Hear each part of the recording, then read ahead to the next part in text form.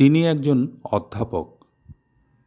Shibpur BE college, অধুনা IIEST থেকে civil ইঞ্জিনিয়ারিংয়ে বিই, IIT কানপুর থেকে এমটেক এবং ইউনিভার্সিটি অফ ক্যালিফোর্নিয়া থেকে ডক্টরেট করার পর শ্রীমতী প্রিশতী রায়চৌধুরী কানপুরে কর্মরত।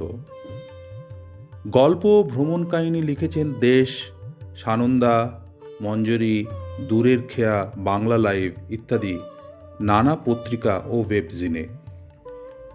ধারাবাহিক উপন্যাস লিখেছেন বিভিন্ন ওয়েব ম্যাগাজিনে। বেশ কয়েকটি উপন্যাস গ্রন্থাকারে প্রকাশিত। দুর্বা প্রকাশনী থেকে প্রকাশিত একটি জন্ম এবং একটি মৃত্যু বইটি সম্পর্কে প্রিশতীর কাছ থেকে জেনে নেব। নমস্কার, আমার নাম প্রিশতী রায়চৌধুরী। আমার এই বইটি আমি দেখাতে চাই। এই বইটি প্রকাশ করেছে দুর্বা প্রকাশনী। 2 বছর আগে 2023-এ বইটি প্রকাশিত হয়েছে। এই বইটির বিষয়বস্তু ডক্টর সুভাষ মুখোপাধ্যায়, যিনি IVF নিয়ে যে রিসার্চ আমাদের দেশে শুরু হয়েছিল তার পথিকৃৎ। তার এই রিসার্চের কিছুটা খুঁটিনাটি, কিভাবে তিনি কাজ করেছিলেন, কিভাবে অনেক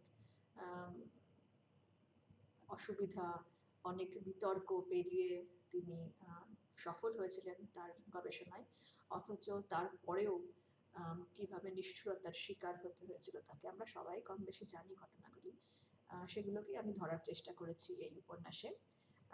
দুর্বা প্রকাশনী ভীষণ যত্ন নিয়ে কাজটি করেছেন, প্রকাশনার কাজটি, এবং এই প্রচ্ছদটি এটি এঁকেছেন আমার প্রিয় সহকর্মী এবং আমার অগ্রজা প্রতিম শতরূপাতি IIT কানপুরের হিউম্যানিটিস ডিপার্টমেন্টের একজন অধ্যাপিকা। আশা করি বইটি সকলের ভালো লাগবে। ধন্যবাদ, নমস্কার।